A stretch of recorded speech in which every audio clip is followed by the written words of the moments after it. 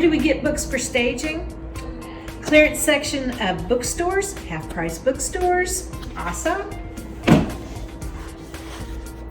Garage sale books, if they're too ugly, I wrap them. Staging shelves is a form of art, but we have to remember that staging is not decorating. We like to leave a few empty shelves because this helps to create the feeling of more space. Buyers will be paying for square footage, and a house will always feel bigger with less stuff.